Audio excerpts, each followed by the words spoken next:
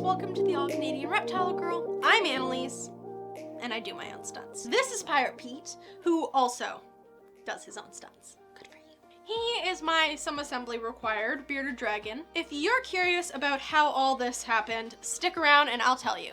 Let's go.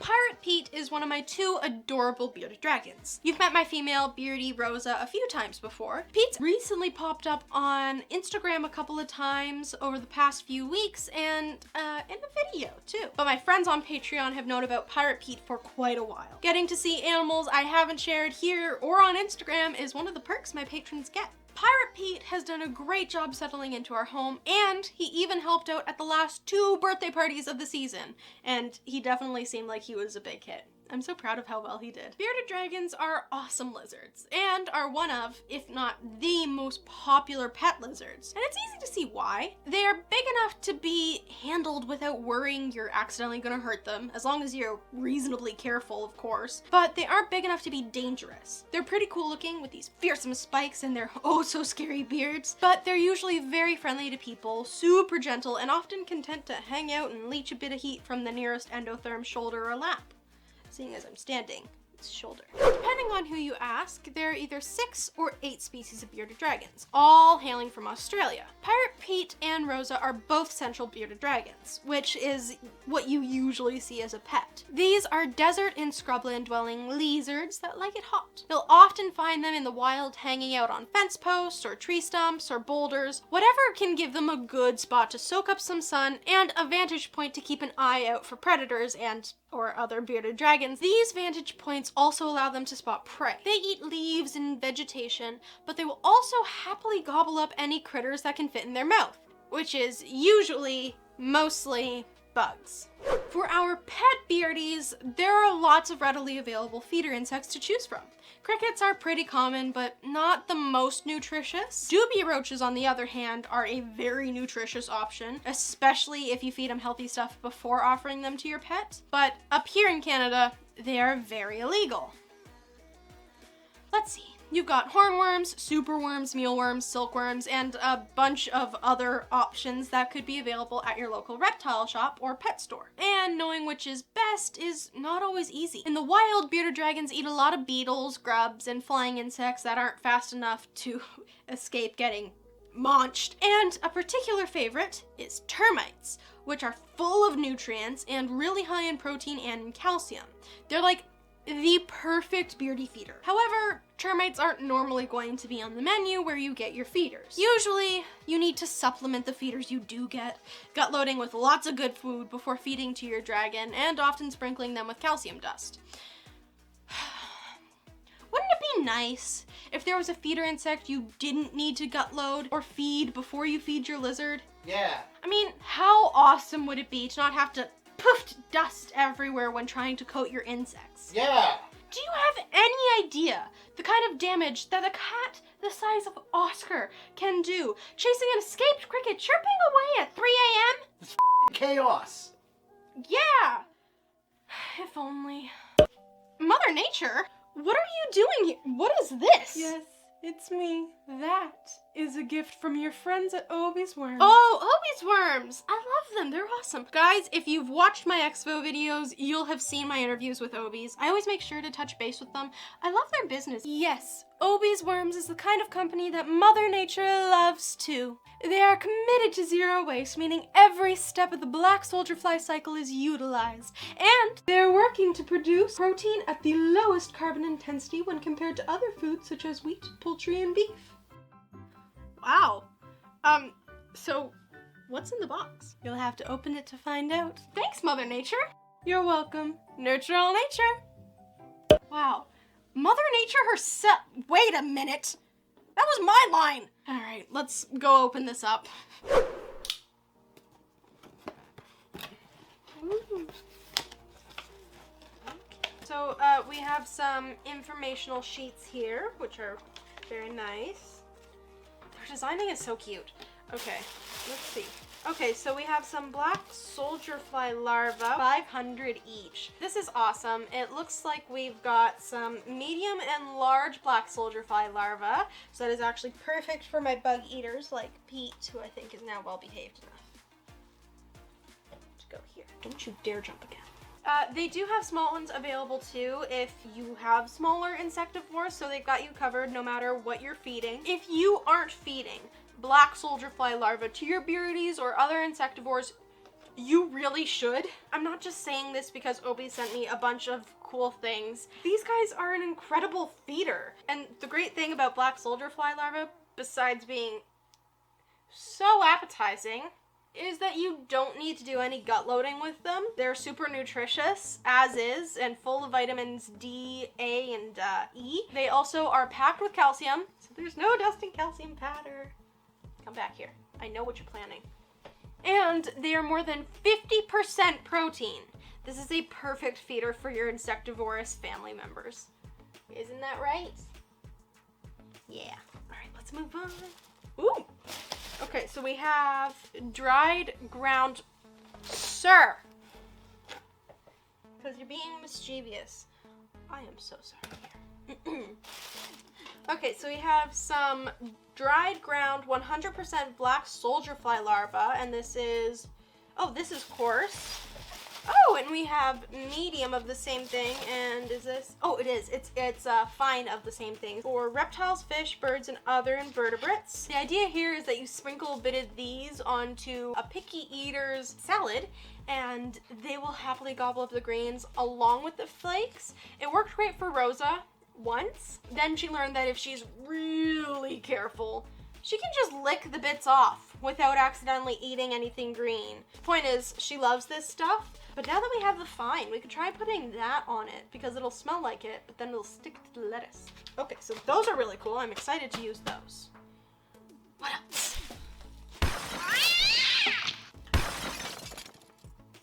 Oscar's going to love coming down here. When he wakes up, he's gonna have a blast. Like the fish are, because we have flakes.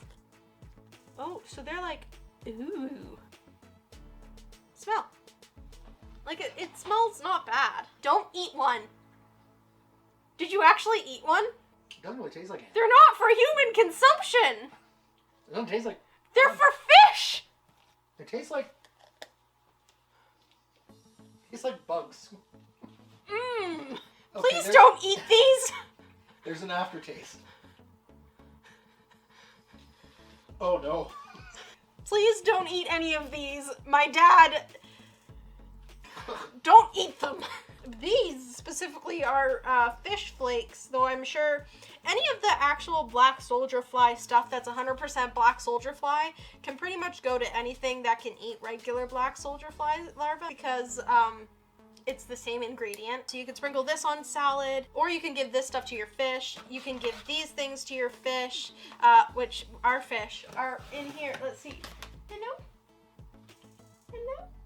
Okay, they're gonna ignore me, but we have a bunch of guppies in here. The guppies should love these. What is this? It has a nice purple color. I love their packaging.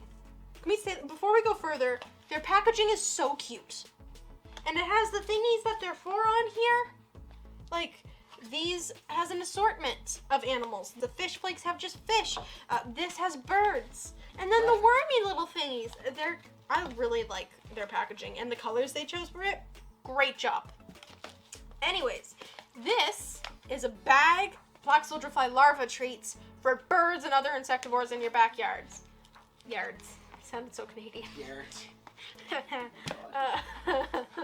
I feed the blue jays in my backyard, and by extension the cardinals, and obviously the chickadees and the little house sparrows and the nuthatches and all of those guys. And obviously the squirrels come along, and you've met Charlene. If you see me on Instagram, you know who Charlene the squirrel is. They're gonna love these. There's a lot of protein in this, and some good fats and stuff like that, and they're trying to pack on the weight and all of that, getting all fattened up for winter.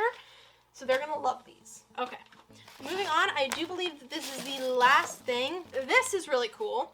This is black soldier fly larva frass. I was talking to Jake and Sarah about this at the last expo, and I'm super lucky to have this as it's not actually available for purchase yet. So you get a sneak peek of it here. This is really good for your garden or houseplant. So this is, see the vegetables? That's the things it's for. So this is meant to be like as a fertilizer. There's even a recipe for tea on the back of this. Don't drink it! But you can make a tea and pour the tea into your houseplants enclosures. I said housepants. It's late. So you can either sprinkle this dry into enclosures, potted plants, or your garden, whatever. Or you can make a tea and the instructions are on the back. No drinking the tea. Got it. It'll help make sure that your plants are extra healthy and extra growy and pretty is good. If you're interested in this positively plant boosting product, it will be available for the gardening season in spring of 2023. Let's go try this stuff out, see who likes it.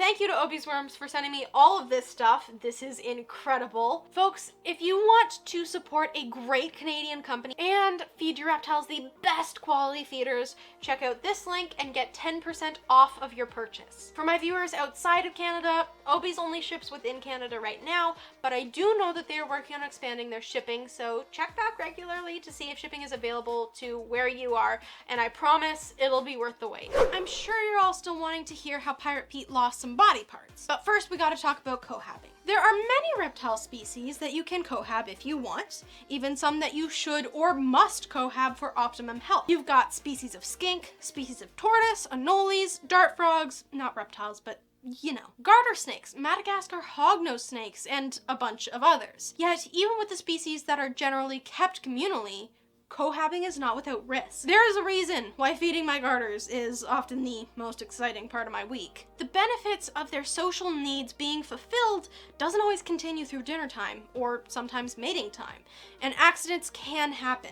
So, if it's risky, no matter how minimally, for safe animals to co-hab, what could happen with animals that you're really not supposed to keep together? Well, this can happen.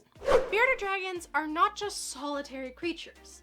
They are territorial, and with the exception of mating, when adult bearded dragons meet, they need to establish who's in charge and who gets to stay and who's sent packing. Sometimes that's accomplished by body language, whether it be head bobbing or very aggressive push-ups or charging or the flaring and darkening of their beard or arm waving and a bunch of other behaviors. If you're interested in learning about how beardies communicate, me too.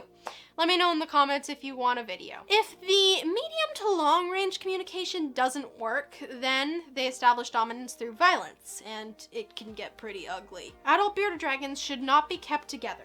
Females are less territorial than males, so some have had success keeping females together. And I'm certain you can find folks online who have, or claim to have, successfully cohabbed multiple males or males and females together in really big enclosures. If that's you, congrats. But for every pair or group of beardies successfully cohabbed, there are hundreds of very sad stories where it did not go so well, and injured or dead beardies was the outcome. It can be bad. But Pirate Pete's story is not one of those instances. Not exactly. You see, there is one circumstance where it's usually okay to keep beardies together outside of mating. That's when they are hatchlings. It's a pretty common practice with breeders to keep hatchling bearded dragons together, usually in groups of 3 to 5 in like a 20-gallon tank, but sometimes in bigger groups if the enclosure is large enough. I don't breed bearded dragons myself, so I have no first-hand experience with this. But from what I understand, this is a safe way to care for bearded dragon hatchlings. But sometimes things go wrong here too. If you have too many hatchlings together, or one hatchling gets significantly bigger than the rest, picking on all the little ones, or if one of the hatchlings is a runt and gets bullied, sometimes everything is done right and something bad still happens. And that is Pirate Pete's story. Literally overnight, he went from a complete bearded dragon hatchling to missing most of both of his back legs, a big chunk of his tail, and most of the fingers on his right hand. Sadly, a lot of breeders would look at injuries like this and be like, well, I guess I have one less bearded dragon to sell, but Pirate Pete was given appropriate medical care, healed his wounds, and was cared for until the right person came along to take him. I'm very thankful that he had the chance to grow into the awesome, spirited friend I have today. And he's certainly spirited.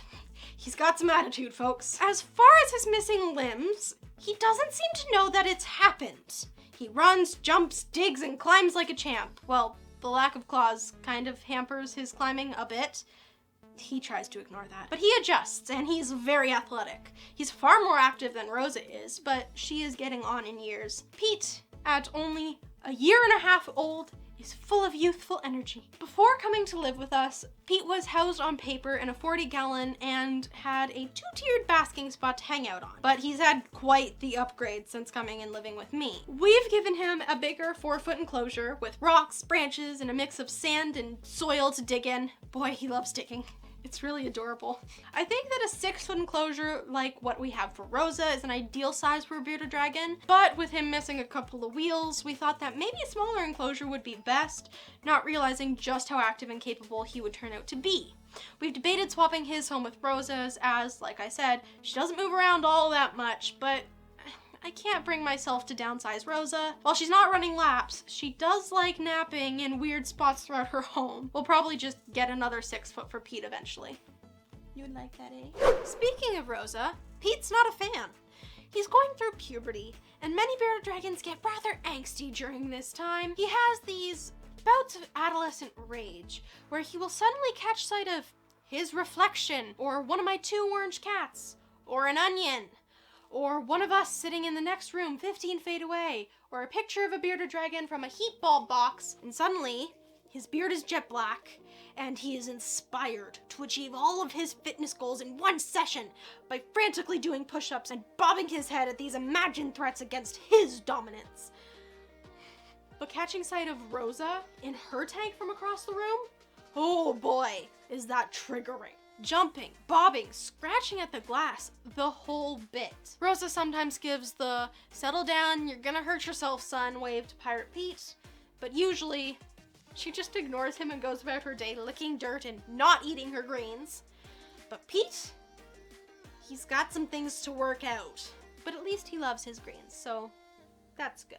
You ever see those videos of dogs going crazy at each other through a fence, and then someone opens up the gate, and suddenly these dogs are actually face to face, and they immediately act like nothing is wrong?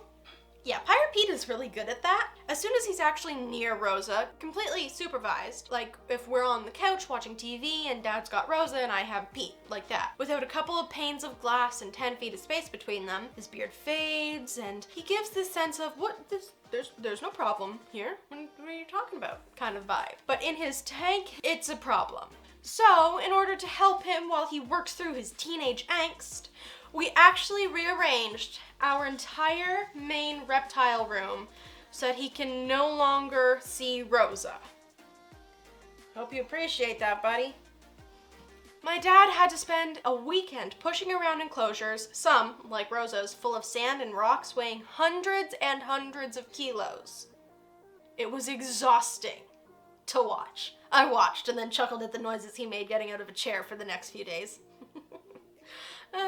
Anyway, let me know if a tour of my reshuffled reptile rooms is something you'd like to see. Well, I hope you liked meeting my new friend. While he is missing a few parts, I think he's an amazing bearded dragon, and he has quickly made himself at home here, and I think he'll be a favorite on my channel. Don't you agree? Thank you all for watching. A special thanks to my friends on Patreon. While Pete was given to me for free, it was thanks to my patron support that I could buy Pete's home and all of the goodies that went into it. If you're interested in lending your support, check out patreon.com/allcanadianreptilegirl. My thanks again to my friends at Obie's Worms for sending me all these amazing products. Please go check them out. Link and promo code are in the description below. Checking out those links is another way to help my channel, so thank you. Until next time, remember to nurture all nature. Bye!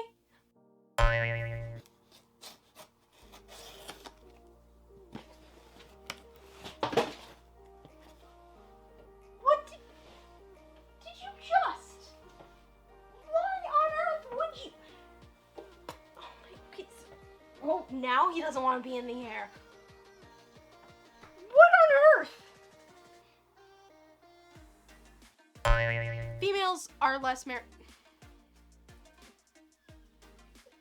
actually want to see what he wants to do. I get why Adam has so much difficulty filming with Diamond now. I never did with Rosa because she's always been old and slow and Still. elderly. She's been elderly.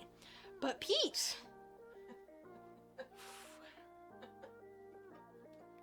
you're a handful, bud. But I love you. You're very cute.